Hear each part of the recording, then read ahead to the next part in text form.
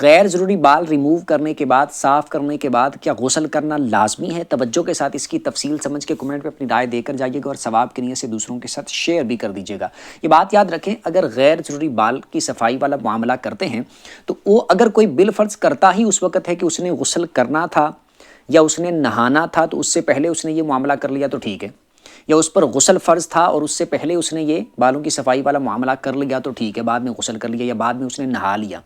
دوسری بات یہ ہے کہ بالفرض اس نے نہانا یا غسل کرنا نہیں ہے، یا کوئی یہ سمجھتا ہے کہ میں نے یہ صفائی والا معاملہ کیا ہے لہٰذا اس کی وجہ سے مجھ پر غسل فرض ہے، تو یہ غلط بات ہے، یعنی ایسا نہیں ہے۔